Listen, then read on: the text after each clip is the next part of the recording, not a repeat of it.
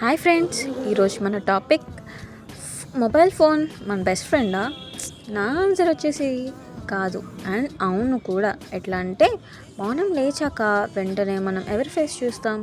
అమ్మ ఫేస్ కాదు, నాన్న ఫేస్ కాదు, ఫోన్ అలారం ఆఫ్ చేసి నోటిఫికేషన్ చెక్ చేసుకొని సోషల్ మీడియా స్క్రోల్ చేసి అప్పుడు మనం డే స్టార్ట్ చేస్తాం. కానీ బెస్ట్ ఫ్రెండ్ అంటే మన హ్యాపీనెస్ని పెంచాలి కదా.